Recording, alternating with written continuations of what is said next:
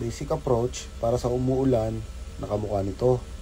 Jacket water leaking to from cylinder head. Para sa mga baguhan at nag-uumpisa pa lamang. Tara, hanapin natin kung saan nanggaling yung leaking. Ang sintomas ng ganitong problema, pag air blow mo pa lang, may lalabas na tubig sa indicator cap. So pag ganon, huwag mo na siyang tangkain, paandarin uli. Kasi maaari itong magdulot ng mas malaking problema sapagkat ang tubig ay hindi nako-compress. So matik, binunot na natin itong cylinder head. I-pressure test natin ito para makita natin kung saan nanggagaling yung water leaking.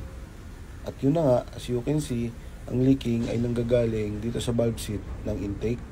So matik, papalitan na natin ito ng bagong valve seat. At yun na nga, i-decarb natin itong cylinder cover. Tanggalin yung luma na valve seat at palitan ng bago. At syempre, pag napalitan mo na ng bago, matik na naman. I-pressure test mo ulit to confirm na wala na yung leaking.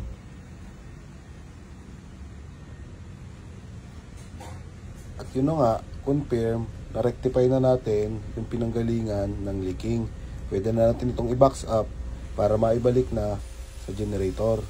I-purify muna natin yung langis bago natin paandarin at tiyak na contaminate ito ng tubig. Yun lang guys.